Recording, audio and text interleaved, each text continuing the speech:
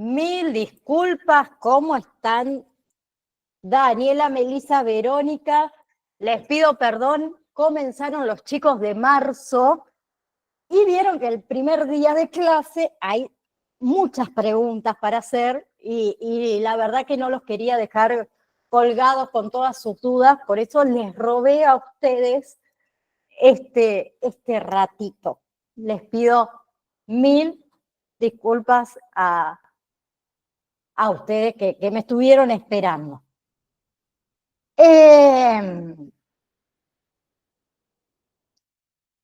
Bien, si yo no me equivoco, y por favor quiero que me lo hagan, me lo recuerden, comenzamos con lo que es módulo número 3, ¿no? ¿Alguien se acuerda?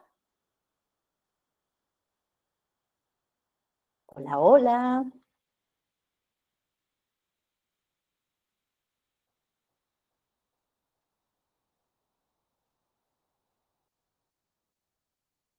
Bueno, si yo no me equivoco, entonces... Discúlpame, hola. Hola, Vero. No te escuché bien porque justo me habló mi nena y me perdí ahí en esa que estaba explicando. No, Sí, escuché lo anterior. les preguntaba, sí, a ver si yo no estoy tan perdida, que hoy arrancaríamos con el módulo número 3, familia y acompañante terapéutico, ¿no? No, me parece que arrancamos con el 4 ya. ¿Puede ser? ¿Puede ser? ¡Ay, tenés razón, Me parecía. Vero! Tenés razón Sí. que les dije, no les voy a tomar ahora el examen número 3. Bueno, ahí vieron que hace falta a veces que uno me recuerde porque yo me pierdo. Bien, tenés razón, tenés razón. Gracias, Vero, por recordar, porque ya arranqué el lunes con una semana muy, muy movida. Perdón entonces por eso. Entonces, ahora sí, vamos con lo que es módulo, entonces, número 4. Comenzando por nociones generales de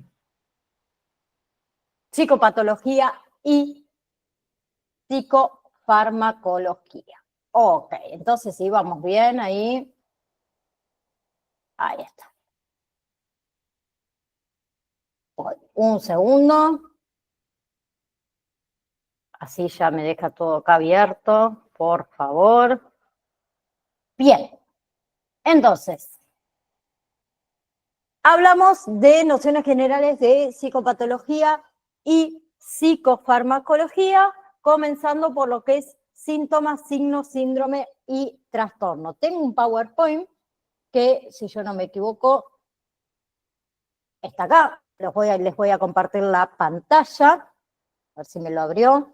Sí, perfecto. Les voy a compartir pantalla, así podemos verlo. Ahí está. Ahí compartir. Bien. Comenzando entonces por lo que es... Ay, ¿por qué se ve así, chiquitos? Ah, porque le compartí otra pantalla. Uy, Dios, qué mal que estoy hoy. Ahí voy. Este.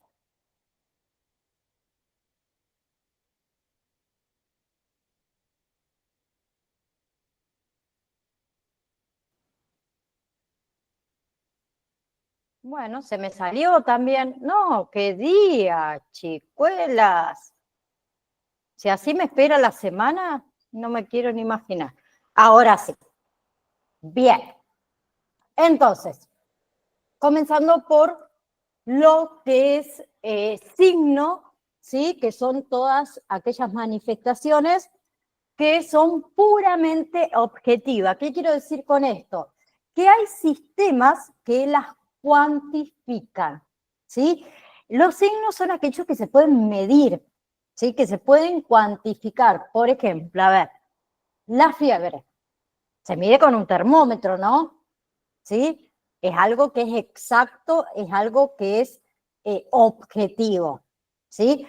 Yo por ahí puedo venir y les puedo decir a ustedes, me parece que estoy haciendo, o mejor dicho, que me siento mal, que me siento decaída, que siento frío, ¿sí? Que eso tiene que ver, más que nada, con una sensación subjetiva que en realidad yo siento, ¿sí? Después el médico, ¿qué me va a decir? A ver, vamos a tomarnos la temperatura, ¿sí? Y el termómetro es el que realmente nos va a decir si tenés fiebre o no tenés fiebre, ¿ok?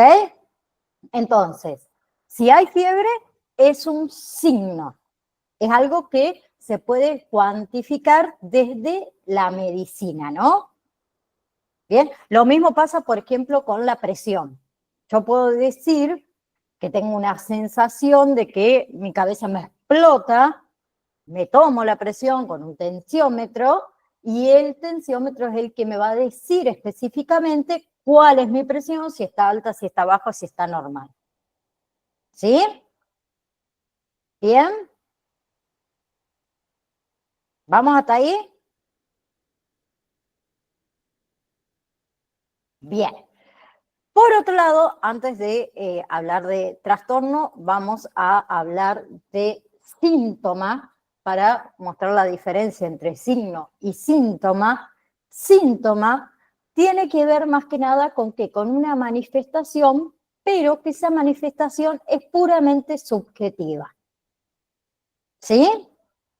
Que en realidad define un síntoma, la presencia de que de una afección como el problema orgánico o psicológico de un individuo. El síntoma en realidad, ¿qué es? Es todo aquel o aquellos efectos, aquellos fenómenos que nos aparecen a nivel del cuerpo, ¿sí? O también a nivel de lo psicológico, ¿sí? Que no hay ninguna forma de cuantificarlos. Es algo que es totalmente, como les dije antes, subjetivo, ¿sí? O sea, a ver, cuando yo le digo que tengo dolor de cabeza, ¿quién puede medir mi dolor de cabeza? Nadie, ¿o no?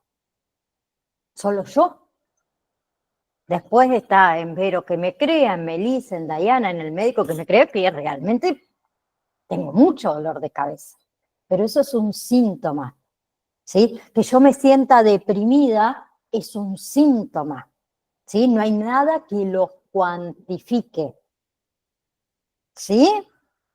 Entonces tenemos, por un lado, signo, que era, por ejemplo, la presión arterial, las hormonas, la fiebre, el nivel de glucosa, que se puede cuantificar, que se puede medir, y síntoma es algo que me pasa a mí, ¿sí? Y que yo puedo expresar, pero que el otro no sabe cuánto es lo que yo siento, ¿sí? Un síntoma, por ejemplo, podría ser un dolor de muela, ¿sí? Un síntoma podría ser la tristeza, un síntoma podría ser un dolor de espalda. ¿Bien? Melissa, decime. Profe, ¿esto usted ya subió material para imprimir, para que nosotros tengamos? Chan, chan, chan, chan, chan, chan. Ahí lo fijamos, ya te lo digo. Bueno, Ahí lo corroboramos, a ver si lo habilité. Un segundito.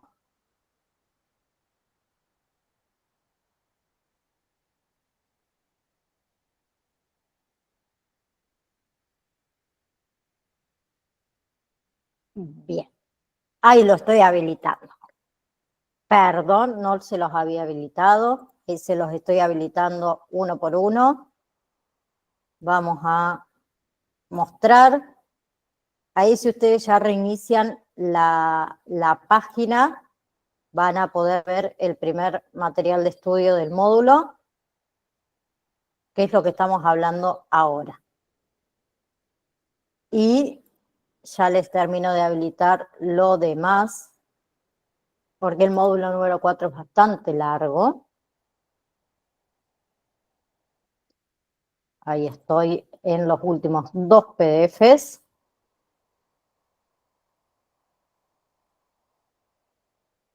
Así pueden verlo completamente. Ahí está. Ahora sí. No, Meli, no lo había habilitado. Gracias por hacérmelo saber. ¿sí? Gracias, profe. No, gracias a vos. Por otro lado, a ver, el psicoanálisis que plantea que el síntoma en realidad es como una formación del inconsciente, ¿sí? Y es una forma en la que el cuerpo puede expresar lo que le está pasando, ¿sí? Y esto es muy importante para cuando ustedes empiecen a trabajar, ¿sí? O a escuchar a los pacientes, ¿sí? Lo vamos a estar tomando de este lado del psicoanálisis. Vamos a pensar siempre que esos síntomas están diciendo algo más, ¿sí?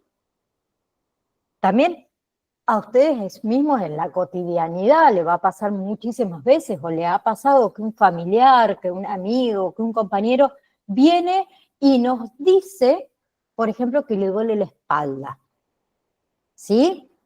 Y uno por ahí lo puede tomar como un simple dolor de espalda, ¿no? No darle bolilla, como decimos nosotros acá en Argentina, ¿sí? Hay otras personas que por ahí le dan un poquito más de vuelta y comienzan a indagar. ¿Y por qué te duele la espalda?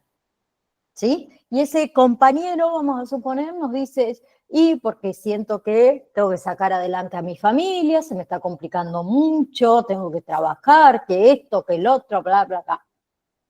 ¿Sí? Siente que tengo un peso muy grande sobre mi espalda. Y ahí empezamos a ver cómo ese síntoma en realidad tiene que ver con una representación más metafórica, ¿sí? Entonces nosotros una vez que logramos diferenciar cuál es el signo de cuál es el síntoma, ahí podemos empezar a hablar de trastornos, ¿sí? Y podemos empezar a hablar de síndrome, ¿ok? Entonces, vamos con trastorno, acá está, que lo había puesto, lo había colocado al revés, ¿sí? A ver, ¿el trastorno qué es? Es una disfunción en la forma de razonar o en la forma también de comportarse, según el libro de la Asociación Estadounidense de Psiquiatría, según el DSM-5 ahora tenemos, este manual de diagnóstico que fue creado por la Asociación Psiquiátrica Americana, que son los que elaboran este manual, que sirve para ¿qué? Para generar un lenguaje común, ¿sí? Entre todas estas personas que trabajamos en lo que son en lo que es, perdón, el área de salud. Y por otro lado, estamos en presencia de un síndrome, ahí está, en presencia de un síndrome, al conjunto de lo que son signos y síntomas, ¿sí? Que caracterizan en realidad una enfermedad, ¿bien? Implicando muchas veces todo lo que son cuestiones genéticas y cuestiones hereditarias, ¿sí? Ahora les voy a compartir un videíto de signo y síntoma.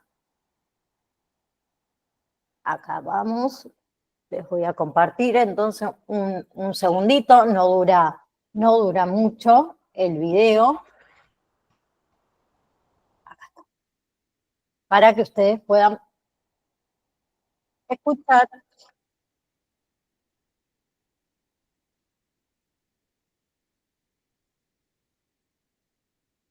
Ay, los diferentes conceptos que lo rodean. También identificar en qué momento una persona sufre un trastorno o un síndrome. Nuevamente recordando el término de enfermedad, el cual puede definirse en distintas maneras, en ocasiones hace referencia a un cambio en una función del cuerpo principalmente. Generalmente se refiere a una condición en la cual se presentan signos o síntomas. Es aquí en donde diferenciaremos entre un signo y un síntoma. En términos generales, un signo es todo aquello que se puede ver, sentir y referente a un problema de salud. Y además puede ser medido, por ejemplo, el ritmo cardíaco, la presión arterial y la temperatura. En cuanto a un síntoma, nos menciona que es algo subjetivo, por medio de lo cual el paciente exprese, ya sea por algún dolor en alguna área determinada o alguna sensación desagradable. Hagamos un ejercicio. Una persona que sufre un fuerte dolor de cabeza, por lo que esto es denominado como un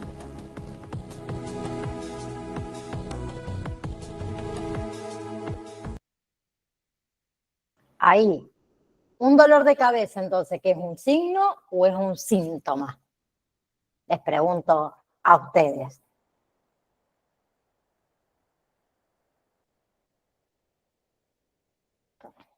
Un dolor de cabeza es un síntoma, ¿ok?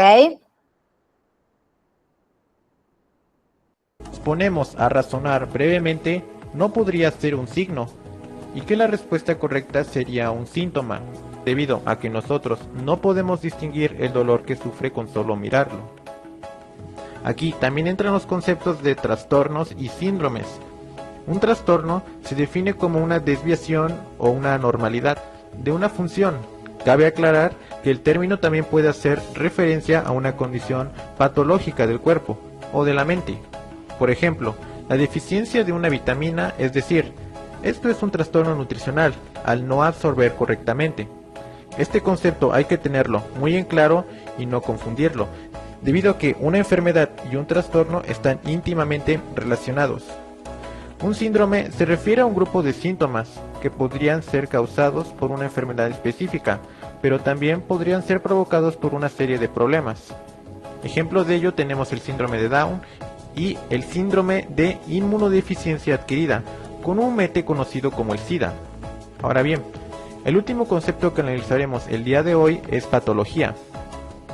La patología puede ser definida a grandes rasgos como el estudio de las enfermedades. Para esto es importante saber tanto los prefijos y sufijos que se utilizan tanto en biología como en otros que ocupan en la ciencia. Por ejemplo, el prefijo pato se puede utilizar en diversas maneras. Una de ellas es para describir los procesos de la propia enfermedad y también mencionar sobre la importancia que tienen los microorganismos en esta parte. Si bien los microorganismos también son agentes que causan enfermedades y que se conocen como patógenos. Si pasamos a un término un poco más complejo, hablaremos sobre patogénesis. Como se los he dicho antes, es importante que tengas algo de conocimiento en los prefijos o sufijos para saber rápidamente el significado de un término. Bien, término pato significa enfermedad y el término génesis significa comienzo, por lo que podríamos definirlo como el desarrollo de una enfermedad, principalmente cómo progresa. No solo es importante aprenderse estos prefijos y sufijos en medicina, también te ayuda a aumentar tu nivel de vocabulario y conocer nuevas palabras. En conclusión, es importante identificar estos términos para saber cuándo es un signo y cuándo es un síntoma. Esto ha sido todo por el día de hoy. Para el próximo episodio hablaremos sobre la tríade.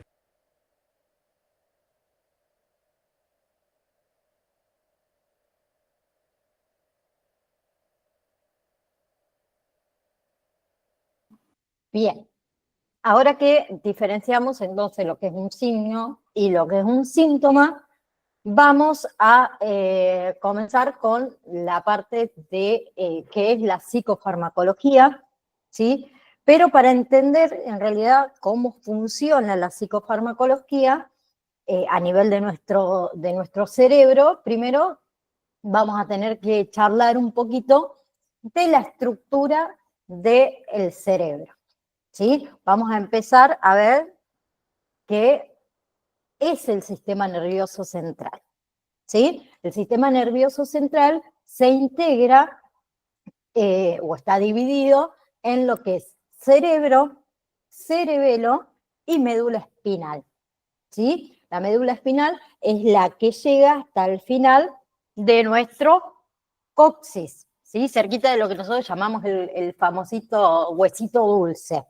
Y luego se ramifica hacia nuestras extensiones, ¿sí? Ustedes saben que los movimientos que nosotros hacemos, las cosas que nosotros sentimos, ¿sí? De afuera hacia adentro o de adentro hacia afuera, se le manda una orden, ¿sí? Se manda una orden a nuestro cerebro, perdón, para hacer alguna acción, ¿sí? ¿Por qué vemos esta parte de psicofarmacología? Porque hay algunos grupos de fármacos que se utilizan para algunos problemas en términos del cerebro que se aplican a ambos hemisferios cerebrales, ¿sí? Ustedes saben que los hemisferios cerebrales, en nuestro cerebro, perdón, está dividido en dos, hemisferio derecho, hemisferio izquierdo, ¿sí?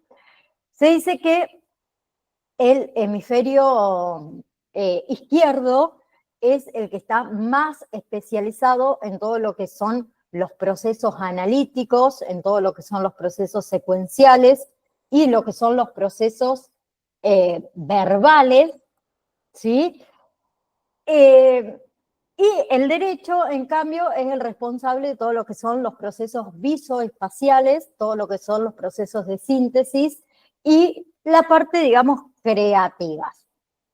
Bien, ahora sí, vamos a hablar un poquito de las partes más puntuales del cerebro, justamente el cerebro, que es la parte que ustedes ven en esta imagen de color gris, ¿sí? En la parte de abajo también van a ver lo que es cerebelo, ¿sí? Y médula espinal, ¿ok? Entonces, ¿qué hace el cerebro? El cerebro recibe, procesa e interpreta la información y múltiples estímulos sensoriales, ¿sí? Tanto desde lo que nosotros sentimos, ¿sí? Llega una señal a nuestro cerebro, al igual que las intenciones o las cosas que nosotros queremos hacer, que pensamos y que las planificamos en milésimas de segundo, ¿sí? Desde lo que voy hablando, desde los movimientos que voy a hacer, por ejemplo, para agarrar algo o lo que fuere, se manda una orden a nuestras extremidades, nuestros cerebros, por ejemplo, para tomar el vaso, ¿sí? Entonces, el cerebro, ¿qué hace? Controla, podemos decir, los movimientos. También el cerebro, ¿qué hace? Graba las experiencias en la memoria. El cerebro también lleva a cabo complicadas tareas cognitivas. El cerebro influye en lo que es la producción, en lo que es la interpretación también del lenguaje. El cerebro responde a el ánimo, a la conducta, a la propia conciencia, ¿sí? El cerebro nuestro es un órgano que es extremadamente complejo y está compuesto por células nerviosas, que son las neuronas, que se comunican entre sí, ¿sí? Además, las neuronas contienen a las llamadas células gliales, que son células de sostén, ¿sí? El hemisferio, entonces, está dividido, ahí está, sí, bien, está dividido o está separado por una cisura, ¿sí? Que se llama en realidad cisura longitudinal, ¿sí? Y tenemos un hemisferio y el otro hemisferio, ¿sí? El espacio, digamos, que queda entre ambos hemisferios, se llama cisura longitudinal, ¿sí? A la vez, ¿qué pasa? Estos dos hemisferios están conectados por un cuerpo que se llama cuerpo calloso, que es el que los mantiene unidos, ¿sí? Y a través de ese cuerpo calloso se va intercambiando la información de un hemisferio a otro hemisferio, ¿sí? A su vez, el cerebro está dividido en 4 lóbulos, ¿bien? La primera parte sería lo que es el lóbulo frontal, ¿sí? Que está encargado de lo que son las verificaciones de las acciones futuras, del control de movimiento. Después tenemos el lóbulo parietal, que es el encargado de lo que son las sensaciones y lo que es la imagen corporal. Luego tenemos el lóbulo occipital, que es el encargado de la visión. Y por último, tenemos lo que es el lóbulo temporal, que es el encargado de la escucha, de la memoria, del aprendizaje, de las emociones, ¿sí? Yo ahí les dejé una imagen de cómo se divide nuestro cerebro, los diferentes tipos de lóbulos: frontal, temporal, ¿sí? Parietal, temporal y detrás occipital, ¿sí? Por otro lado, que también está bueno que por ahí lo recalquemos, o remarcar que el cerebro está interconectado también de atrás hacia adelante, de adelante hacia atrás, de izquierda a derecha, de derecha a izquierda, ¿sí?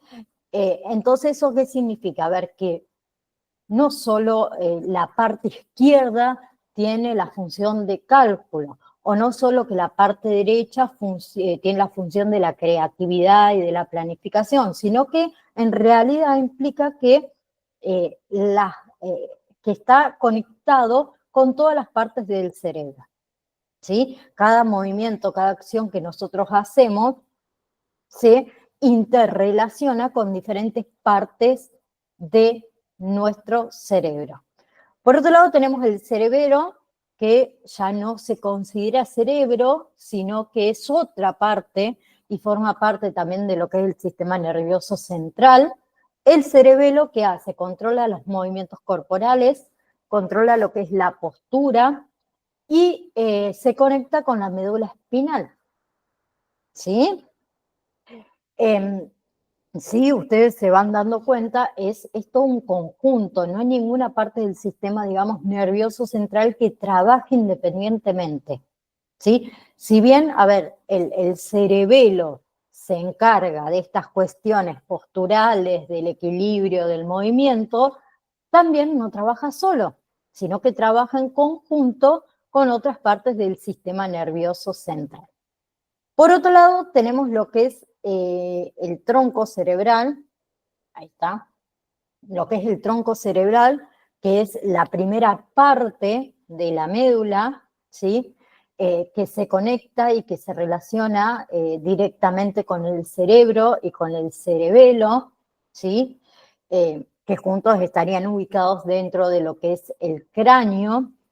La médula espinal, ¿qué hace? Une cerebro, cerebelo, con, en este caso, bueno, la médula espinal, que va a continuar bajando por toda nuestra espalda, por la médula espinal que circula información proveniente del cuerpo hacia el cerebro y del cerebro hacia el cuerpo, ¿sí?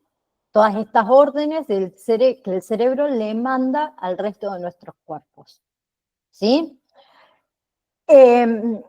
Esa región anatómica se encuentran ubicadas también ciertos sistemas relacionados con ciertas funciones específicas que tienen que ver, por ejemplo, el control respiratorio, el control cardiovascular, todo lo que es el sueño vigilia, la conciencia, etcétera, etcétera, etcétera.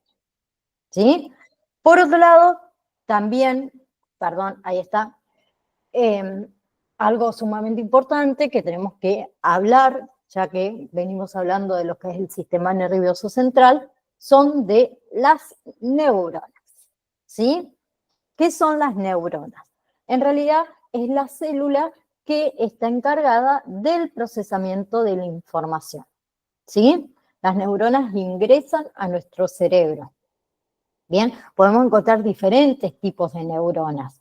Hay varias clasificaciones. Nosotros vamos a tomar la clasificación según la cantidad de dendritas, que ya vamos a hablar de qué son, ¿sí? Pero serían como estos pelitos que ustedes ven aquí debajo de las neuronas, ¿sí? Son las dendritas. Nosotros vamos a tomar esta clasificación que se clasifica según la cantidad de dendritas que tengan según su tamaño. Y ahí podemos clasificar las neuronas en neuronas sensoriales, que son aquellas que van a percibir los estímulos, ¿sí? Las interneuronas, que van a ser las encargadas de procesar la información afectiva, sensorial, cognitiva, y las neuronas motoras, que van a ser, digamos, las encargadas de controlar las respuestas del comportamiento, controlar el movimiento, ¿sí? Estas neuronas, ¿qué hacen? Se encargan del procesamiento de la información, ¿sí? Y para poder hacerlo, tienen un cuerpo, ¿sí? Que ahí les coloco la imagen, ahí está. Tienen un cuerpo, como les dije, recién, ¿sí? Que es el mismo cuerpo que tiene cualquier tipo de célula y también está, compuesta por lo que es un soma, ¿sí? Que en este caso sería el cuerpo, al igual como les dije antes, en cualquier célula que tiene núcleo, donde ahí se alberga, digamos, todo lo que es la información genética o ese ADN, que va a ser lo que lo caracteriza junto con las dendritas en este caso, que son estos pelitos, como les dije antes, que es uno de los lugares donde se hacen las conexiones de las redes sinápticas, que es, digamos, donde se traspasa la información de una célula a otra, y también contiene un axón, ¿sí? Que es por donde circula el impulso eléctrico hacia lo que son las terminales nerviosas, ¿sí? Que son esas dendritas, ¿sí? Que también lo pueden conocer, por otro lado, como el botón axónico, ¿sí? Que es donde se van a producir la conexión entre neurona con neurona para formar una sinapsis. ¿Y qué es una sinapsis? Entonces, porque esa es la parte que nosotros debemos conocer. Porque mayormente se escucha esto de, uy, perdí un montón de neuronas. En realidad, las neuronas pasan a un estado, podemos decir, de sueño, ¿sí? De descanso. Lo que en realidad se pierde es esto, es la conexión entre neurona y neurona. Se pierde la sinapsis, ¿sí? Por eso es importante que sepamos qué es la sinapsis. En realidad la sinapsis es un proceso por el cual una neurona se comunica con otra, ¿sí? Y intercambian información, ¿sí? Supongamos, a ver, un ejemplo, supongamos, cuando yo le estoy diciendo a mi cerebro algo para hacer, le estoy mandando una orden, por ejemplo, una orden de levantar mi brazo, ¿sí? Cuando yo le mando esa orden a mi cerebro, que no hace falta ni siquiera pensarla, ahí hubo una conexión entre dos neuronas, en este caso neuronas motoras, para poder producir este movimiento, ¿sí? Hay un encuentro entre un botón sináptico y otro por el cual se va a transportar estas vesículas, ¿sí? Las vesículas son estas pequeñas bolsitas que ahora vamos a hablar de ellas. Esas vesículas que son los neurotransmisores que van a llevar toda esta información y que van a pasar de un lado al otro a través de un impulso, ¿sí? Quiero que ustedes se pongan en modo creativo y usemos un poquito la imaginación. Es como que yo tengo una pelota, ¿sí? Yo tengo una pelota, soy una neurona, obviamente tengo una pelota, ¿sí? Que es un neurotransmisor, que dentro de esta pelota tengo una información, y yo le tiro la pelota, por ejemplo, a Melissa, que es otra neurona, ¿sí? Entonces, ¿yo qué hice al tirarle la pelota a Melissa? Le tiré la información, ¿sí? Justo en ese momento es cuando se hace la sinapsis, ¿sí? En esa sinapsis también se produce ¿qué? Aprendizaje. ¿Bien? ¿Sí? Y ahí tenemos, a ver, este mito respecto a cuántas neuronas tenemos. En realidad, nosotros nacemos con una cierta cantidad de neuronas, ¿sí? Que va a producir ciertas cantidades de sinapsis, ¿sí? Es decir, a ver, la cantidad de redes que se armen entre neuronas y neuronas. ¿Bien?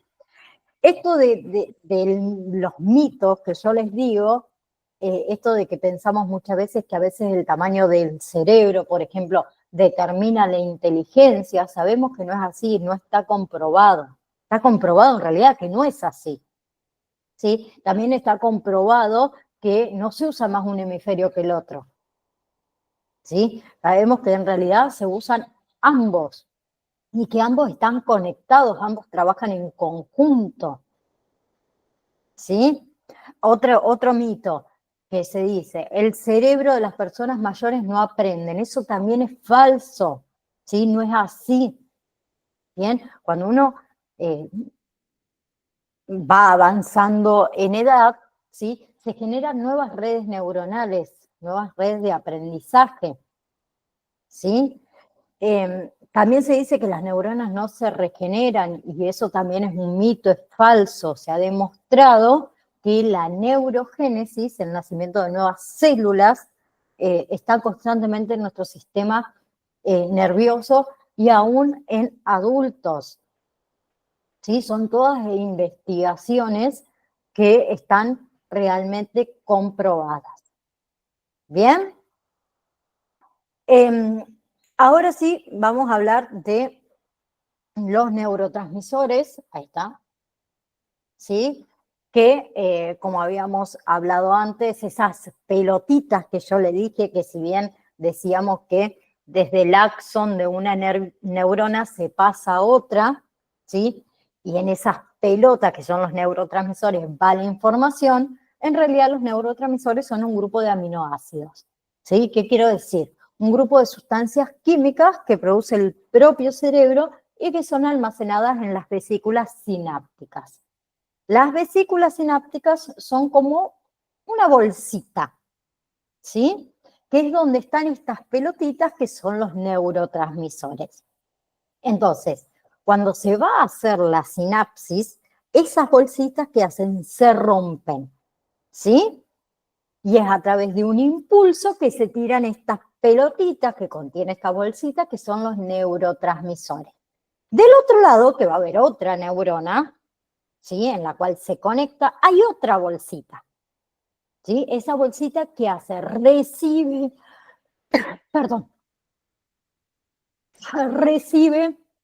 esos neurotransmisores que nosotros hemos transmitido. Perdón, se me cruzó. Ahí está. ¿Ok? ¿Sí? Lo importante de los neurotransmisores en realidad es que técnicamente los produce el propio cerebro, ¿sí? Y cada uno de esos neurotransmisores va a influir de determinada forma en nuestra conducta, en nuestra posibilidad, en nuestras habilidades, ¿sí? Y eso, los neurotransmisores, es lo que está como, podemos decir, como desequilibrado en diferentes trastornos psicológicos, ¿sí? Por eso mismo lo estamos viendo y tratando en este momento, ¿sí? Y es lo que los psicotrópicos en este caso van a venir a solventar, dependiendo si falta más de ese neurotransmisor o falta menos, o si hay una producción excesiva, ¿sí? Entonces, vamos a hablar más o menos de cuáles son los neurotransmisores más importantes, ¿sí? Tenemos por un lado, por ejemplo, la dopamina. La dopamina se origina en el cerebro medio y está involucrado con lo que son las funciones que tienen que ver con el pensamiento, con la toma de decisiones, con el movimiento corporal. Por otro lado tenemos noradrenalina, que está involucrado en el control del sueño, en lo que es el sueño, el ciclo de la vigilia-sueño, está involucrado con la exaltación del ánimo. No hay ningún problema, Meli, total, fue culpa mía que arranqué, comencé un ratito más tarde, no te hagas problema, después ves los 20 minutos que quedan. Sí, gracias por hacerme el aguante a ustedes. Le decía que la noradrenalina está involucrado también en lo que es la exaltación del ánimo, en todo lo que son los elementos de memoria y de lo que es el aprendizaje, ¿sí? Por otro lado, tenemos adrenalina. Ah, no, lo puse después. Bueno, no lo coloqué. Bueno, se los digo, si ustedes saben que la adrenalina es la que nos activa a nosotros cuando nos sentimos en situaciones de peligro, ¿no? ¿Sí? Por otro lado, tenemos acetilcolina, que nos permite todo lo que es la inducción del sueño REM, ¿sí? No sé también si ustedes saben que en el periodo del sueño tenemos periodos de sueño REM y periodos no REM, ¿sí? Lo que es el periodo REM, ¿sí? Se traduce en, que en realidad es una sigla en inglés, se traduce en sueños de movimientos oculares rápidos, ¿sí? Es ese momento, digamos, que nosotros soñamos, ¿sí? Si ustedes por ahí ven a una persona que está durmiendo y vemos que los ojos se mueven muy rápido, eso pasa cuando las personas sueñan, ¿sí? Durante todo el tiempo que nosotros dormimos, tenemos periodos de sueño, ¿sí? Que es obviamente cuando se mueven los ojos. Y periodos en donde no soñamos, que es el periodo no REM. Entonces, ¿qué hace la acetilcolina? En realidad trabaja en este periodo de sueño, en el periodo de sueño REM. Y también influye en lo que es memoria y lo que es el control neuromuscular del movimiento. Por otro lado, tenemos la serotonina, que influye también en el control del sueño vigilia, ¿sí? También trabaja dentro del periodo REM, ¿sí? Esta parte del sueño de ondas lentas, y funciona en lo que es la inhibición de la memoria, en lo que es el aumento del umbral del dolor, ¿sí? Por ejemplo, cuando aquellos que tienen tatuajes, por ejemplo, cuando una persona se hace un tatuaje en el cuerpo, ¿sí? Comienza a liberar serotonina, ¿sí? Entonces, quienes se hayan hecho un tatuaje alguna vez, se habrán dado cuenta, habrán notado que en los primeros momentos duele mucho más, ¿sí? Y luego es como que ya uno lo va sintiendo cada vez menos. Eso tiene que ver con que el mismo organismo libera, produce serotonina, ¿sí? Para que uno pueda soportar más el dolor. También la serotonina tiene que ver con el humor exaltado, tiene que ver con la regulación del apetito, tiene que ver con las conductas agresivas, las conductas sexuales, ¿sí? Si se ponen a ver o a escuchar, tiene que ver mucho con la parte activa, ¿sí? Y otra que yo no les coloqué ahí es la histamina, que la histamina participa en respuestas alérgicas y la regulación del sueño. Solo para que lo sepa, ya que no se los había colocado ahí.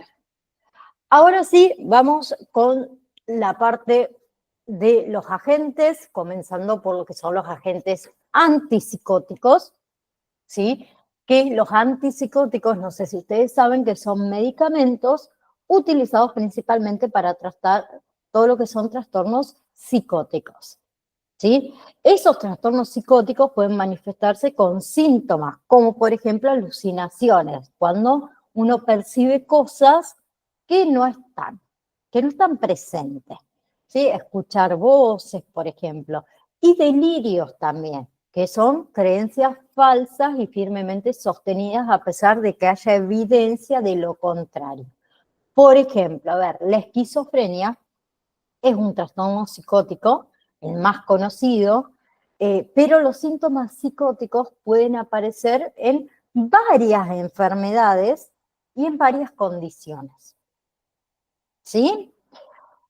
Con respecto a los antipsicóticos, la acción principal que tienen los antipsicóticos sobre los neurotransmisores en el cerebro es que, por ejemplo, la dopamina en particular se cree que fue un papel muy importante, un papel crucial en lo que es la psicosis, y la mayoría de los antipsicóticos actúan bloqueando los receptores de dopamina, ¿sí? O reduciendo su actividad.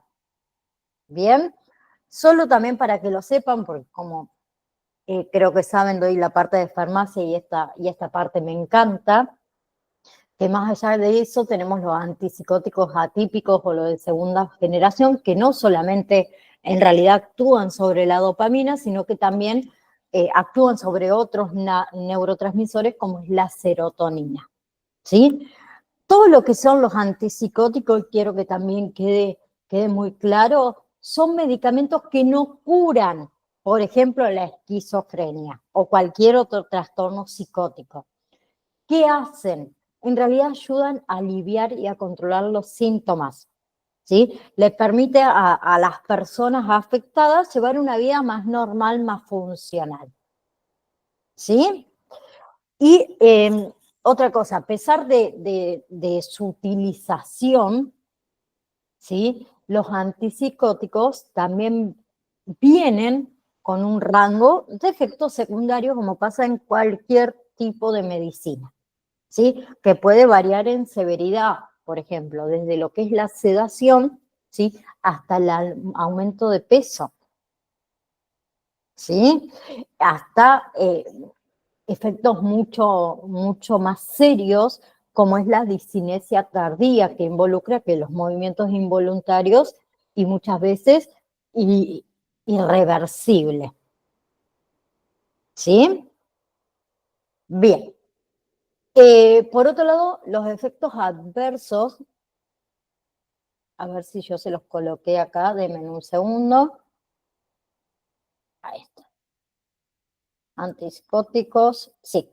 Efectos adversos, ahí les comparto el otro PowerPoint. Ahí está. Con respecto, le decía, a los efectos adversos de los antipsicóticos, también pueden variar según el medicamento específico, según la persona, ¿sí? Nosotros vamos a hablar de los más comunes. Tenemos por un lado lo que es la sedación, ¿sí? Hay algunos antipsicóticos que pueden causar, como les dije antes, somnolencia, pueden causar cansancio. Otro es el aumento de peso. Hay muchos pacientes que experimentan un aumento de peso significativo debido a los cambios metabólicos. Otro efecto secundario, trastorno metabólico, ¿sí? Que algunos también pueden afectar los niveles de glucosa en sangre, ¿sí?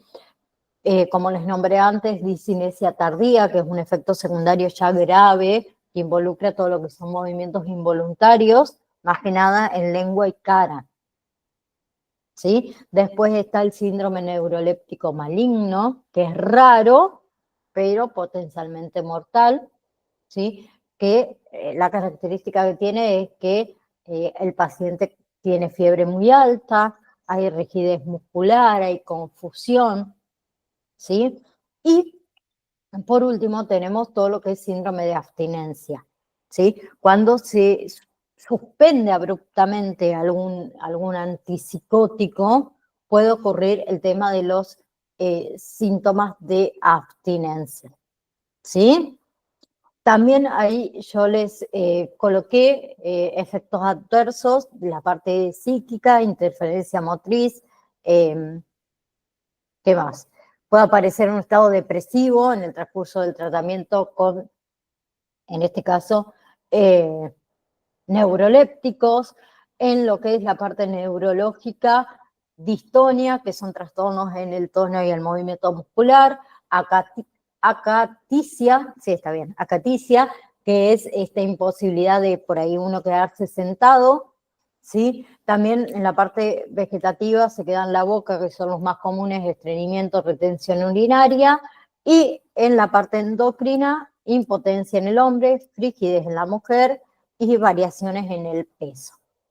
Entre los nombres, podemos decir, más comunes de los antipsicóticos, ¡ay!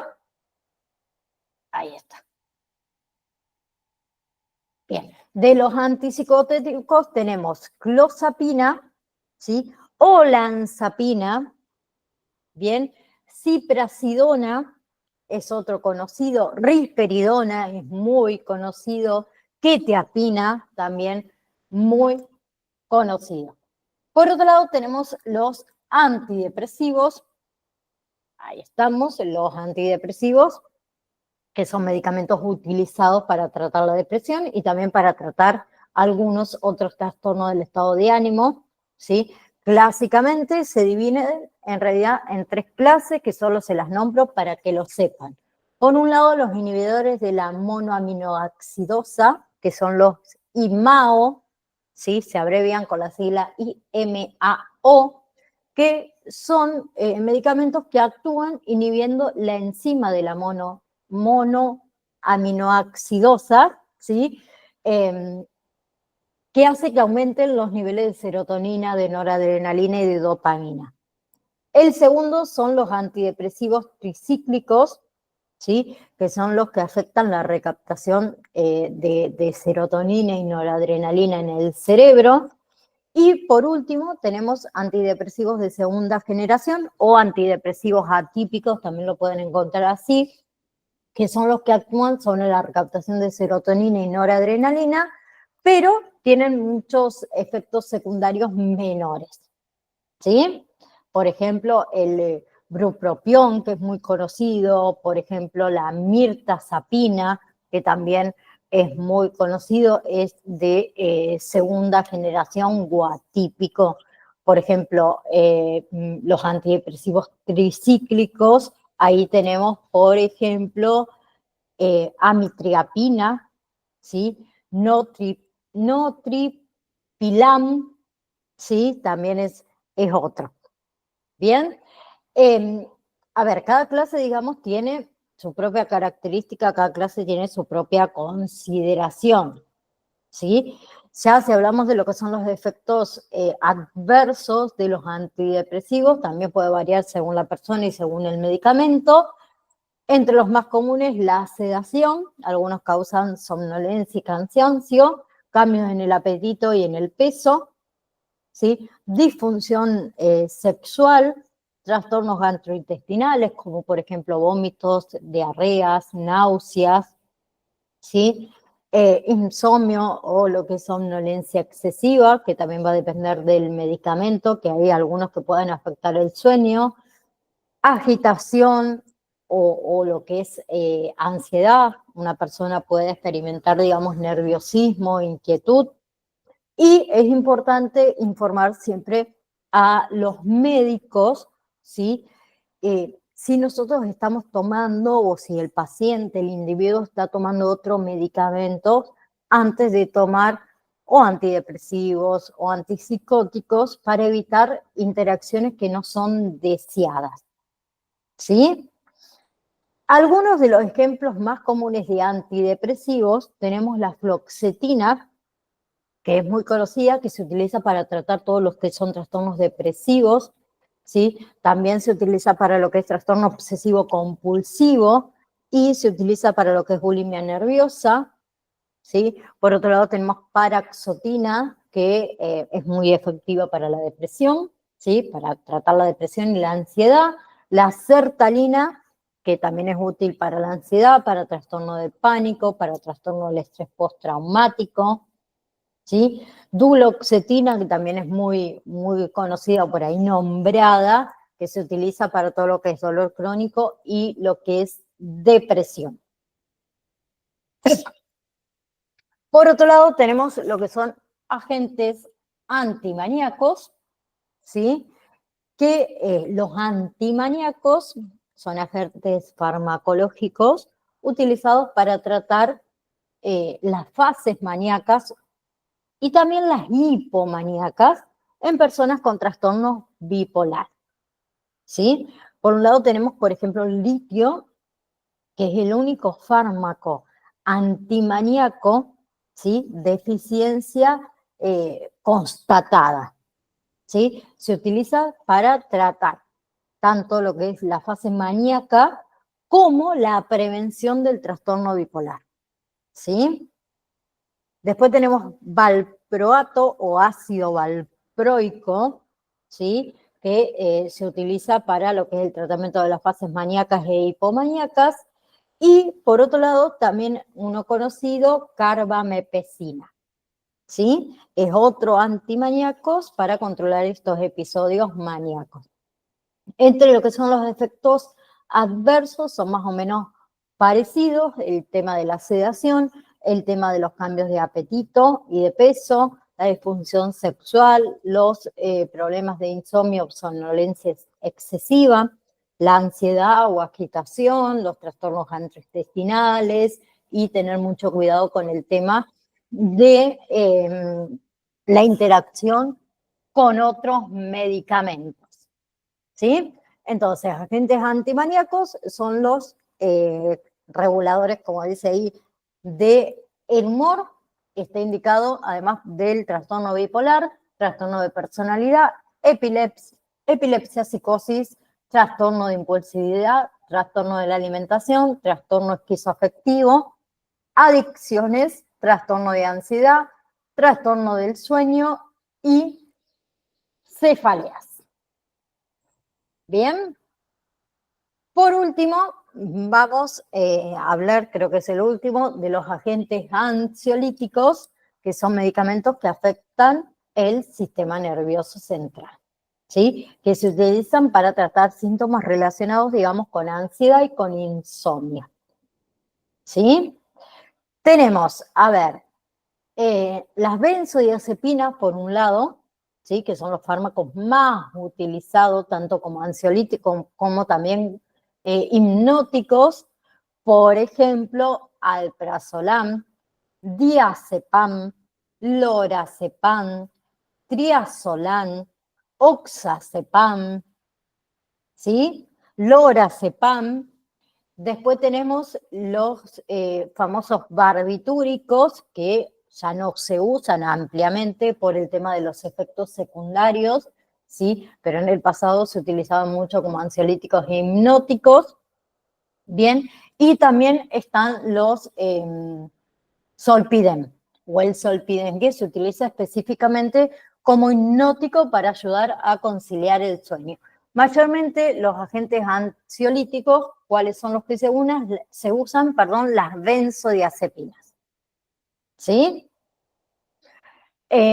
¿Para qué se utilizan entonces los ansiolíticos? Para todo lo que es trastorno de ansiedad y para provocar o favorecer el sueño. Entonces está indicado para el trastorno del sueño, trastorno de ansiedad, trastorno de la personalidad, psicosis, trastorno del ánimo, adicciones y lo que es trastorno de impulsos, ¿sí? Efectos secundarios más o menos parecidos, a este le agregamos que por ahí náuseas, vómitos, aumento de peso, además de sequedad en la boca, mareos y en algunos casos insomnio o somnolencia, también obviamente dependiendo del medicamento que pueda afectar el sueño. ¿Qué quiero que quede claro antes de retirarnos? Que cada persona responde de manera diferente a los medicamentos, ¿sí? Por eso es importante trabajar con el profesional de la salud, ¿sí? Para encontrar, podemos decir, el más adecuado según las necesidades de cada uno de nosotros. Muchas veces lo he sentido nombrar, que viene la vecina y nos dice, sí, toma esta pastillita porque yo la tomo, a mí me hace re bien, me relaja, pero hay un mosquito que me quiere picar. Me relaja, me hace súper bien. A ver, no significa que lo que a mí me haga bien, al otro, a la otra persona, le va a hacer el mismo efecto.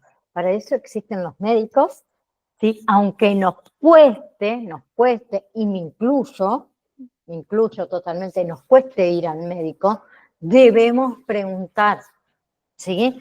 Quizás tenemos una patología de base y X medicamento no lo podemos utilizar, ¿sí? Y quizás no estamos ni enterados porque nos falta el conocimiento en realidad, ¿sí? No es que uno lo haga a propósito ni nada por el estilo. Yo creo que cada uno de nosotros lo que menos quiere es dañarse a uno mismo, ni hablar. pero por ahí nos cuesta mucho esto de ir al médico y sabemos que hay muchos medicamentos de venta libre donde las personas nos abusamos, ¿sí? Y también tenemos el otro lado de que lamentablemente muchas farmacias te venden, ¿sí?, medicamentos que van bajo receta o bajo receta archivada o doble receta, como si irías a comprar caramelitos masticables sabor frutilla. Y no es así. Próxima clase, gracias Vero por quedarte. Próxima clase vamos a hablar de psicopatología, que es lo otro. Vamos a estar hablando un poquito de la historia de la psicopatología y ya les habilité, como le dije anteriormente a la compañera, el módulo número 4 del campus virtual, que me había olvidado de realizar. Pero, Profe, una sí, preguntita quería hacerte. sí, Viste que cuando hacemos las validaciones, en 2 oportunidades ya las hice en el segundo intento. ¿La sí, nota quedaría como la registrada el segundo intento o es promediada? no es promediada, te cuenta la nota más alta. Vamos a suponer Sí. que vos el primero te sacaste un 8 y querías llegar a un 10. En el segundo intento te sacaste un 6, vas a tener un 8. O al revés, Ah, bueno, ¿sí? claro. Siempre la nota más alta. Antes la promediaba la nota, pero me di cuenta que muchos no llegaban al 6, entonces ahora dejo la nota más alta. Claro, porque por ¿Sí? ahí te juegan cuenta algunas interpretaciones y no es Sí. que, no, pero ahí las preguntas por ahí varían y confunden un poquito. Y Ah, otra, sí, y otra cuestión, cuando ingresamos al, digamos, al inicio del curso, dice que completado y bueno, y ahí 0%. Eso no, o eso no hay que darle bolilla.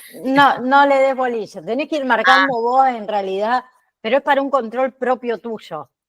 Bueno. No te hagas ningún problema, que eso no te interfiere. Si Vero Ah, no tenés 100%, no podés rendir el examen final.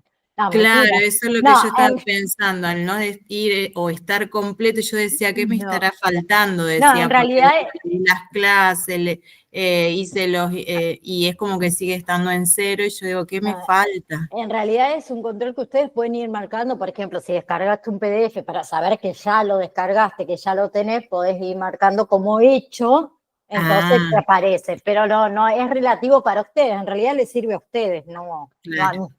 Bueno, ¿Sí? estamos entonces. Muchas Pero gracias.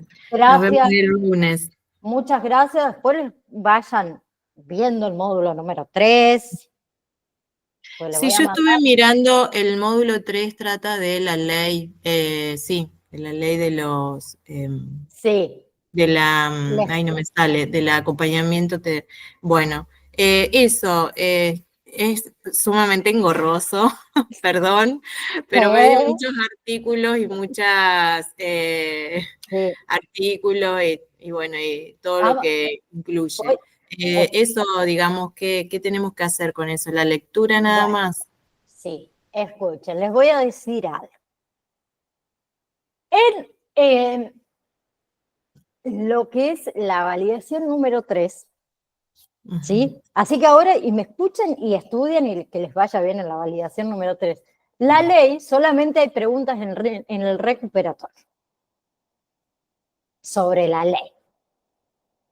O sea, que si ustedes hacen bien la validación, no van a tener preguntas sobre la ley, pero si van al recuperatorio, sí van a tener preguntas sobre la ley. Ah, Ah, sí, en bueno, pero general, es el libro gordo de Petete, lo de la ley, sí, más o menos, más o menos. más o Bueno, menos, sí. Así que, Vero, en el primer intento, en el segundo, de 10, ¿ok? bueno. A Sí, ponerme a seguir estudiando entonces, porque tiene muchos sí. puntos y No, artículos pero y disposición. céntrate en lo más general, digamos. Ajá, bueno, ¿Sí? bueno, bueno. Bien, Estamos si no entonces. cualquier cosa, si me lo haces recordar, por favor, porque te darás cuenta que hoy estoy más perdida que nunca. Si después me mandas un mensajito, yo les puedo llegar a hacer un estilo de resumen de la ley para pasárselo, para dártelo a vos y a sus compañeros para que lo tengan. Bueno, ¿Sí? muchas Pero gracias. te pido que me lo recuerdes porque, te soy sincera, me voy a olvidar. ¿Sí? Bueno, Gracias Vero, discúlpenme por el atraso de hoy. La clase que viene no va a suceder, me imagino que no, pero bueno, eran los chicos que recién iniciaban marzo y tenían muchas dudas, muchas preguntas, que no puedo entrar al campus, que no me dieron el acceso al campus, y bueno, se me hizo un poquito tarde y quería sacarle realmente las dudas para que no estén tan perdidos los compañeros nuevos que iniciaron el día de hoy, así que les agradezco muchísimo a ustedes por hacerme el aguante. Benito, no te robo más tiempo, nos vemos si Dios quiere el próximo lunes, 4 y 5 y 6 y 7 más tardar. ¿Sí? bueno, muy bien. Muchas Un gracias. besito. Chao, chao. Adiós. Chau, chau.